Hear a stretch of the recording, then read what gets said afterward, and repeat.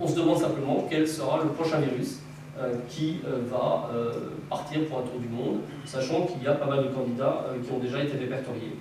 Un qui nous inquiète beaucoup, c'est le virus de la fièvre jaune. La fièvre jaune, elle est connue pour sévir en Afrique et en Amérique latine. Elle n'est jamais arrivée sur le continent asiatique.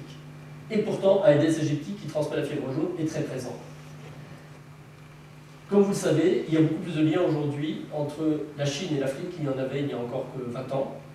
Et dans la dernière épidémie de fièvre jaune qui a eu lieu en Afrique il y a 2 ans, en Angola et en RDC, 9 patients chinois ont été diagnostiqués à leur retour en Chine avec une fièvre jaune. Donc ici, c'est une conférence de sensibilisation sur le risque pandémique. On a tous connu les pandémies récentes, on a entendu parler du Zika, on a entendu parler d'Ebola, on entend parler de la grippe en 2009. L'intérêt de cette conférence, c'était de comprendre déjà comment des nouveaux virus émergent en population humaine et peuvent être à l'origine de pandémies. Est-ce que ce phénomène est plus fréquent aujourd'hui ou pas? Quels sont les facteurs qui favorisent l'émergence de ces pandémies?